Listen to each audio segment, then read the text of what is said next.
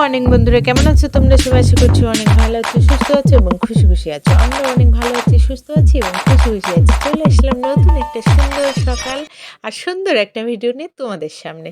তো দেখতে থাকো, সাথে থাকো। আর ভিডিওটা প্রথম থেকে শেষ পর্যন্ত অবশ্যই না কেটে দেখবে, দেখলে অবশ্যই ভালো লাগবে। আর এই যে রেসিপিটা দেখো, আজকে আমার রান্নাবান্না কমপ্লিট। এটা ছিল বেগুনের ভর্তা। এটা যে এত টেস্টি, মাংসকে ফেল করে। এই রেসিপিটা একদিন তোমাদের সঙ্গে অবশ্যই শেয়ার করব। আমার বাড়ির সবাই কম বেশি ওই রেসিপিটা খুব ভালো খায়।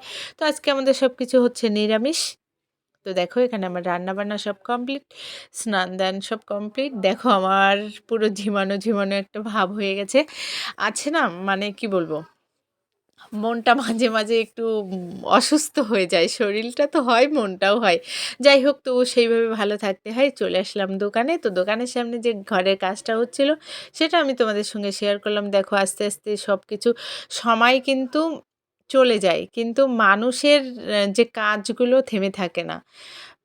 সময়ও থেমে যেমন থাকে না, তেমন মানুষের কাজও চলতেই থাকে।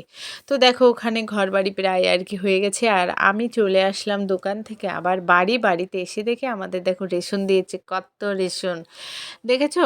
এগুলো খেয়ে কিন্তু বেঁচে থাকতে হবে।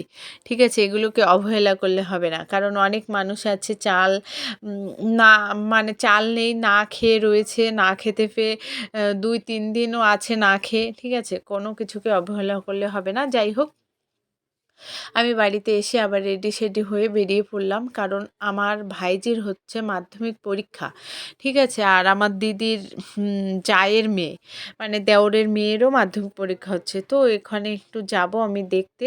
তো দেখো, এইটুকুই ভিডিও শুধু করা হয়েছিল, আর করা হয় না। ও যে দিদির যা আসছে, ঠিক আছে, আমাকে নিতে।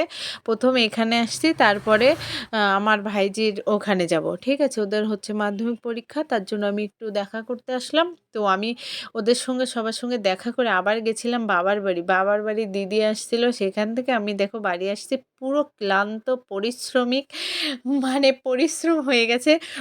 পুরো এখন বাড়ি আসতে আসতে আমার ৪টে বেজে গেছে। দেখো, এসে শুয়ে পড়েছি।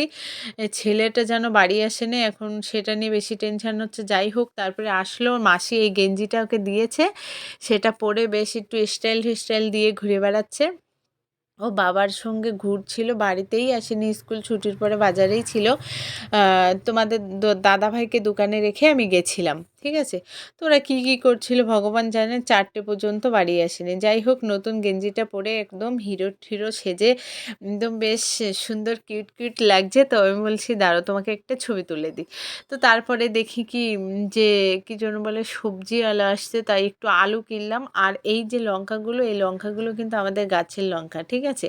আলুগুলো দেখো কত সুন্দর। যাই হোক, এবার করব আমি রান্না বান্না। তো তোমাদের সঙ্গে আজকের ভিডিওটা এই পর্যন্তই রাখলাম, কারণ আমার সত্যিই শরীরটা আজকে ভালো লাগছে না। সবাই ভালো থেকো, সুস্থ থাকো, দেখা হচ্ছে পরের ভিডিওয়ে। By, good night. আমরা রান্না বান্না করে খেয়ে নিই, তোমরাও খেয়ে নাও, ঘুমিয়ে পড়ো, সাবস্ক্রাইব